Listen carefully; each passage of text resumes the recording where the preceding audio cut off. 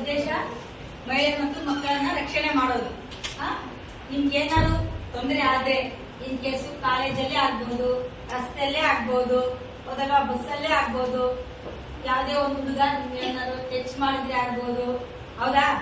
Touch ಮಾಡ್ತಾರ ಬಸ್ಗಳಲ್ಲಿ ಎಲ್ಲ ಹೋಗ್ತಾ ಬರ್ತಾರೆ, ನಿಮ್ಮನ್ನ ಫಾಲೋ ಮಾಡ್ತಾರ, ಮತ್ತೆ ಲೆಟರ್ಗಳು ಎಕ್ಸ್ಚೇಂಜ್ ಮಾಡ್ತಾರಲ್ವಾ, ಮೊಬೈಲ್ ನಂಬರ್ ಕೊಡುವಂತ ತಿಳಿಸೋದಾಗ್ಬೋದು, ಮೆಸೇಜ್ಗಳು ಮಾಡೋದಾಗ್ಬೋದು.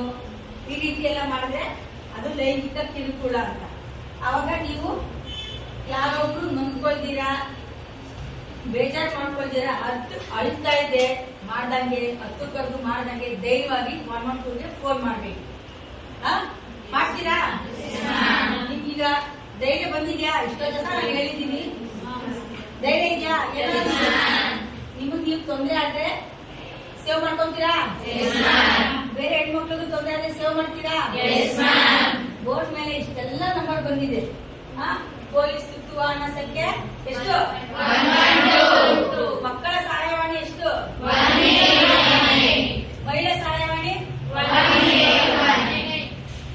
ಸೈಬರ್ ನಂಬರ್ ಇಷ್ಟವರೆಗೂ ಇದ್ರ ಪಕ್ಕ ಹೇಳಿದ್ದೀನಿ.